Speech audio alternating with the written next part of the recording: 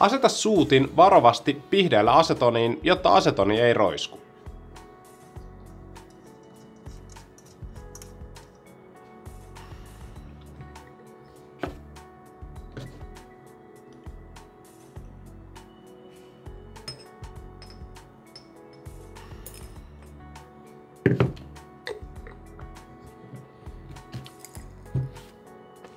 Huoneen, jossa suuttimen puhdistus asetonilla tapahtuu, tulisi olla erittäin hyvin tuuletettu. Voit tehdä puhdistuksen myös ulkotiloissa. Anna suuttimen olla asetonissa 2 tuntia. Poista suutin asetonista varovaisuutta noudattaen ja kuivaa se huolellisesti. Jos suuttimessa näkyy muovia, poista muovi suuttimesta. Mikäli muovi on tiukassa, toista toimenpide uudestaan, kunnes saat suuttimen puhtaaksi.